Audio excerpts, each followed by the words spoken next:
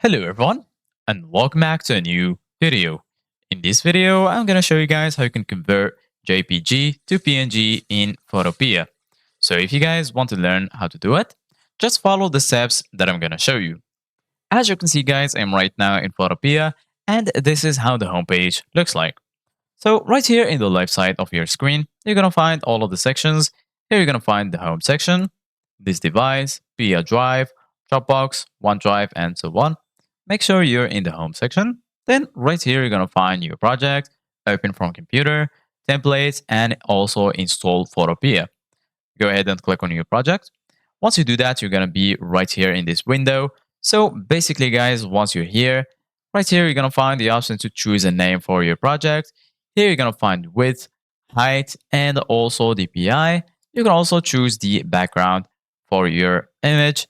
And right here, you can choose the size for your image. So right now, I'm going to go to screen and I'm going to choose this size, for example. And then I'm going to click on create. Once you create it, you're going to be right here. So the first thing that I'm going to do right now is choose my image. So I'm going to click on file, click on open, and then choose any image from the computer. So for example, I'm going to add this image.